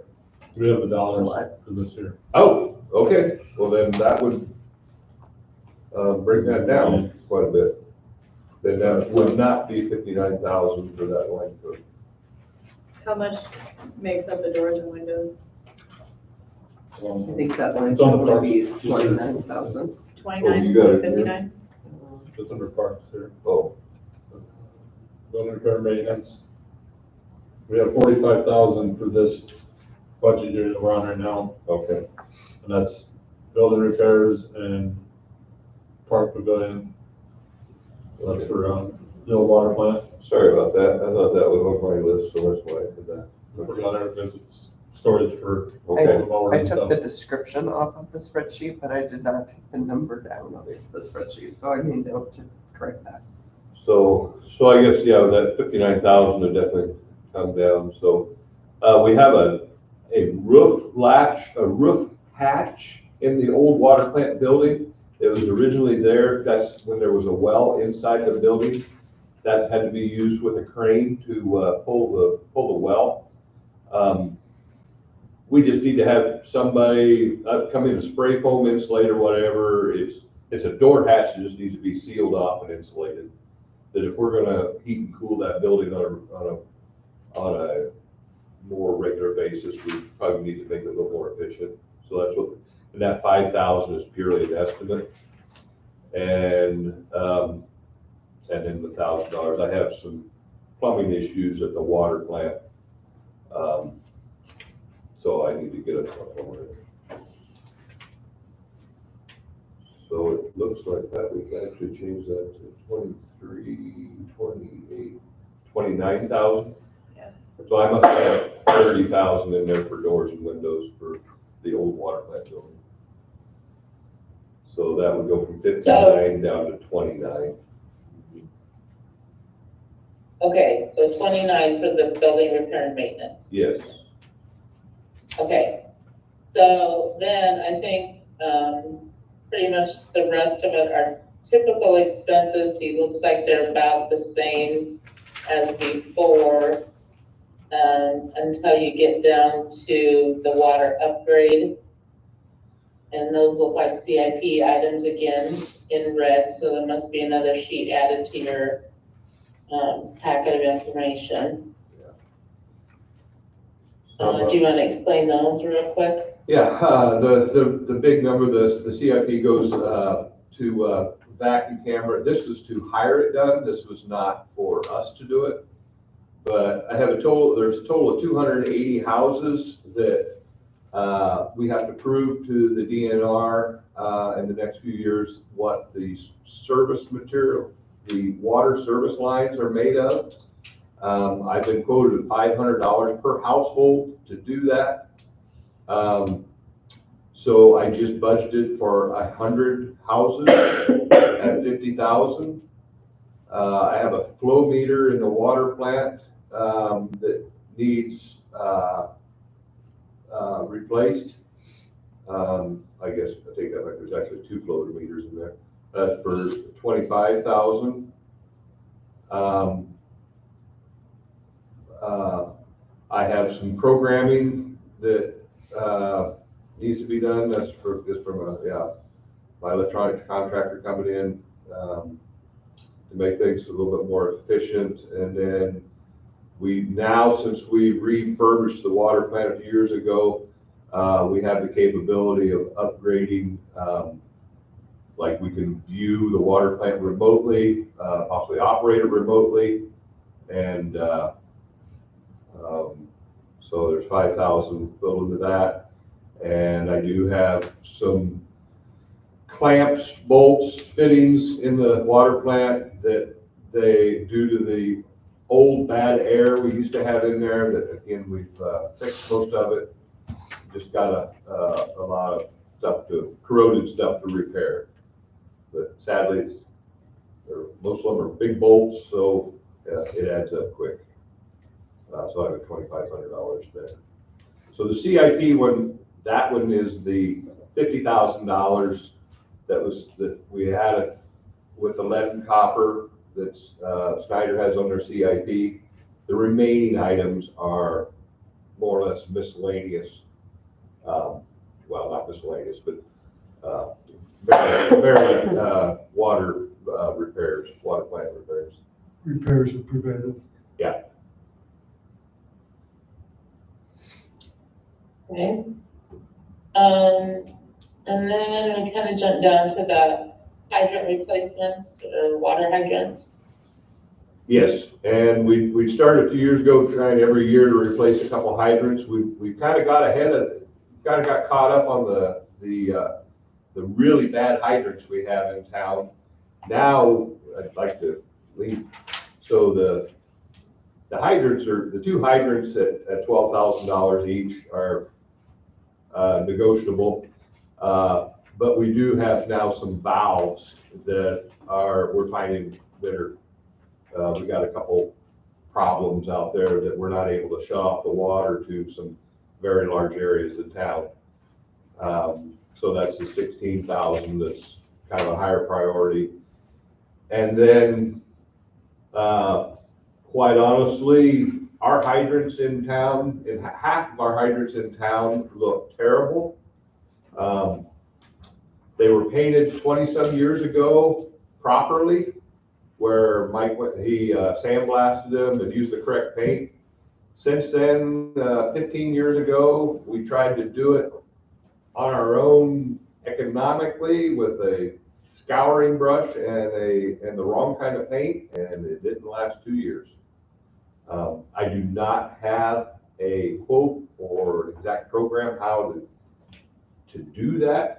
I would just wanted to maybe have a fund to be able to look into beautifying or refurbishing or some of the. Put $10,000 in there, we can see how many hydrants we can get on, and for the future, we'll better know how to budget that. Yes, yeah, and that's just kind of a starting point. Sure. Well, that kind of works right in with the cameras and the. Yeah. It's part of making sure that we're moving in and using the newer technology and stuff, and stopping things from getting bad. Yeah, I mean, we got a lot of old hydrants that are still functioning very well. They just look terrible. They have no paint on them. What about when we're going through this and checking all of those service lines, are we gonna be able to monitor all the curb cuts too and see which ones of them Yeah, don't work? they would. Yeah, they would. They'll log that, because I know there's a number of the curb cuts that are not functioning and. Yep, those could be. Replaced at the same time. They'd all be. The ones that got lead and copper are gonna have to be replaced, so we might as well just start dealing with it. We could implement the GIS there, so we Sure. we record GIS coordinates and, we can very easily, bring those up to speed. At $500 sounds like a lot, but you're going into somebody's yard, you're gonna make a small hole, then somebody's gonna have to come back after you fill in the hole, put some dirt there, you're gonna have to plant some grass seed, you're gonna have to come back and probably patch that. So it's sort of some TLC, built into that. It's just not a one-stop, in their yard and back out. But, okay, Okay, so the next one is the water tower maintenance. okay, yeah. I'll need direction from the council.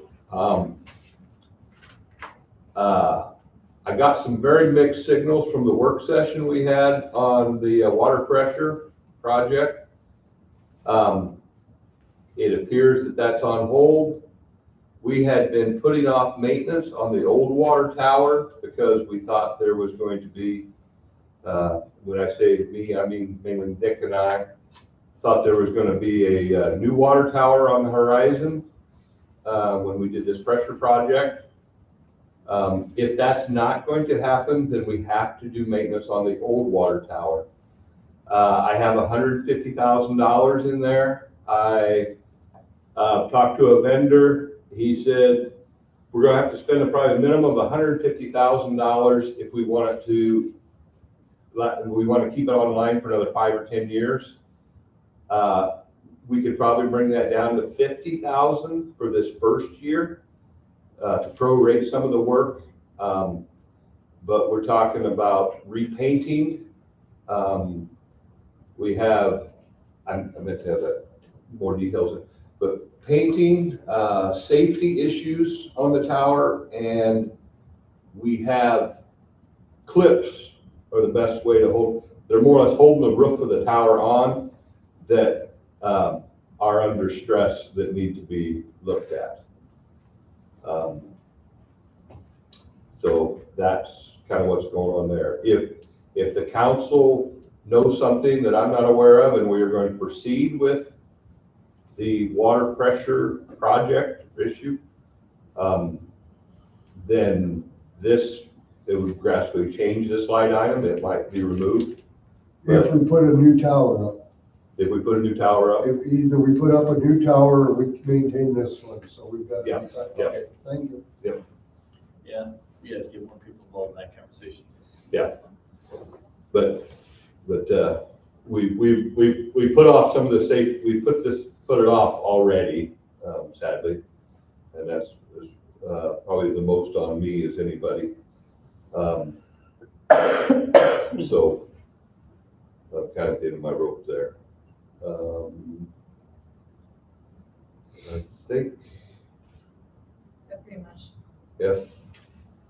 does it for water. Okay, so then I just want to jump back to parks. We didn't do parks, did we? No, I don't think we're doing this yet. So that would be it for them tonight. So Yep. we jump back to parks.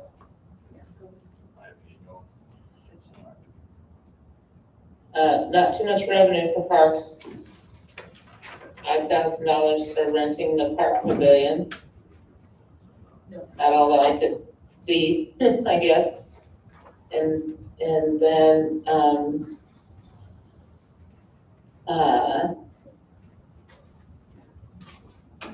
fixing a couple of line items there with GL accounts and things like that.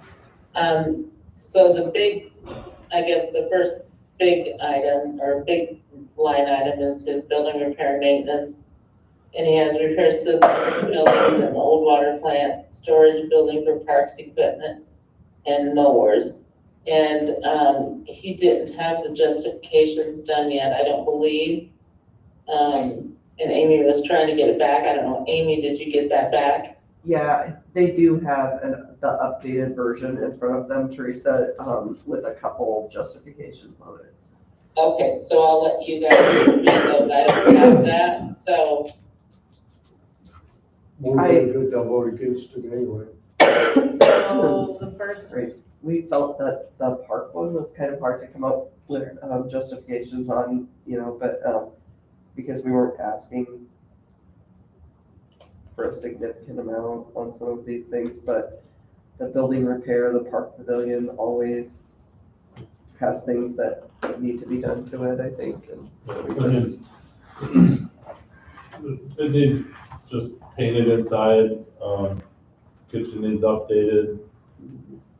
It's all depends on how much money you want to put into it. I mean, and just if the building's, what we're using it for is not what it was intended for when it was built. The floor's cracked. The whole building's kind of tweaked and leans, the doors don't shut right. It's money there to, if you want to fix it, we can fix it. If you don't want to fix it, then we need to probably explore the option of replacing the building. Or just shutting it down and let people complain. Yeah, I mean, it looks That's like. the other option. It's all in the parks plan too. Yeah, we've either got to put money in there and take care of it, or else we got to shut it down. There's just. Or replace it. We still have just regular maintenance on it, which it looks like so far this year we've spent $87.45 just maintaining it. So some of that cost is just the annual maintenance, which I think would end up being about 30,000 of it. So 15,000 is what we added for additional repairs and upgrades to different things.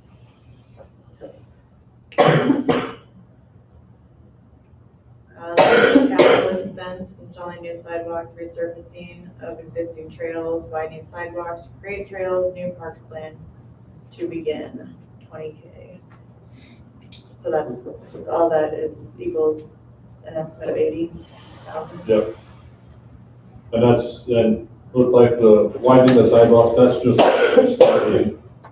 I mean, it depends on how far you want to make it into a trail. You want to make it into a bike trail, make it into a walking trail. How wide do you want to make the trail around the soccer park? Because technically it's at 4 foot and it's not considered a walking trail. Minimum 6 foot for a walking trail. And what kind of surface do you want? I mean, it's,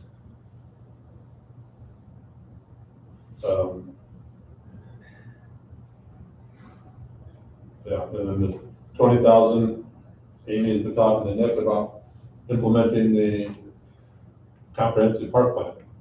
So we need to start working on that. We kick that can down the road for a couple of years. Yeah, now if we get our staffing up, maybe we can start doing a little more of this strategic planning and get stuff on paper. This just going year by year and the council making all the decisions without following a plan, and then new council members coming on top creates an issue. I get it. We're going to move down to the parks equipment. I mean, the basketball court needs a lot of love. I mean, Jim probably played basketball in those hoops when he was in school. So they're to the point where they're falling apart. Yeah, I mean, they're falling apart. There's not really anything left we can fix on them other than. I think that was put in there just a couple of years after the school burned down in 58. So, the pickleball court, actually the right hand at the east edge of the pickleball court is where the old slab foundation was, and the asphalt is falling off. So it's causing a trip hazard. If somebody were to go play pickleball and catch that, roll their ankle, and What we're gonna that's what we're gonna run into, is somebody's gonna get hurt and sue, and then the insurance company is gonna come down on us, and we are gonna have to shut it down, and everybody's gonna scream. Is that included in the Shut it down. 15,000 or the 80? That's included in the $15,000 the line? 15,000 was just to resurface. That might touch to resurface the basketball court. But I figured if we're not gonna do it in the park pavilion, we can use some of those dollars to help offset with maintaining that basketball court. I mean, I see kids up there all the time playing. Okay. I know there's quite a few. I of think, the I'm seniors up concerned there about playing that. pickleball. You know, we need to get somebody involved in inspecting some of our city property before we get into a problem with insurance, make sure that we have a safe place there, either fix it up and come up with a plan to make it safe, or shut it down and not, close it off before somebody gets hurt. If we close it off, then people are gonna say it's okay to fix it. If we just go in and start spending money, oh, you're wasting money, so I've heard both of them all the time. We just need a good plan, and you guys have done a good job of identifying some of the issues. We just have to get with the insurance and justify and decide what we want to do, either fix it or get rid of it. Water towers, Okay. same way with the ball fields, Is there anything else on? we either have parks? to hit the money in and take care of them, or just No, I mean, shut them that's down and pretty not much- use them. I mean, we can do more if we get that parks plan, start working on a comprehensive plan, start Right. implementing stuff off of that, then we got lots of room to run with lots of projects and bring more. Problem is, like bring more everything else, so no amenities matter down. what, we come up with a plan. Every 2 years, the council change, or 4 years, the council changes, and then the plan changes, and But if you got a it's hard to plan, keep things going. if you got this plan, it gives you Yeah, direction and guidance of where to go. right. Amy Yeah, sent something to build the, from. Amy sent the plan. We have a plan and we included $20,000 to begin the parks plan. So whatever we can get done with that, we just wanted to at least start the process for it and add it to the next budget. I'm okay with it, and I think we need to look at our total revenues coming in and then proportion that off and see with the new taxes and stuff coming in and identify, to some people, $20,000 sounds like an awful lot of money. But if you start figuring out how much more we've used it in the last 4 or 5 years than we did 10, 15 years ago when it was new. So we will Regular keep- maintenance is important. We're gonna keep refining the numbers and going Sure. through things Good. and narrowing it down, but this was, It's a good starting point. first Thank you. presentation, yeah. Okay. Thanks, council. I know it's always late in a 2-hour meeting. Well, What is we the- can't even quit the meeting because we don't have enough people to vote. What is the next step? We have a regular meeting next Tuesday. Right. And Are I we- think we were just gonna try to do library. Amy, what were we doing, library and what? Library and fire next week. Fire. Yep. Okay, Library, so fire.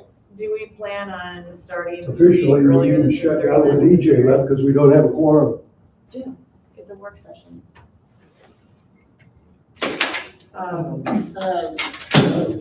I guess we'll have to ask the mayor. You usually have work sessions before your council meetings, don't you? Yeah, I'm just curious, I'm just planning ahead for my own schedule. I need Yeah, to provide yeah. 6:30. And we Yeah, can, right. we don't need an answer today, but we'll talk about fire and library then. Yes. Okay, great. Okay. Thank you for. We'll try to get your an work on answer as this. quickly as possible, so you can plan. Okay. So, not just me. Yeah. Anyway, thank you, All right. Teresa and Amy and the guys for all the work that you put into this. I Thank know you, it Teresa. takes a lot of time, so. Yeah, thanks, everybody. Okay, All righty, sounds good, thank you. all right, talk to you later. Meeting is adjourned at 8:04. Thanks, everybody. Thanks, Scott. Yeah, bye-bye. Turn off the light thing. So,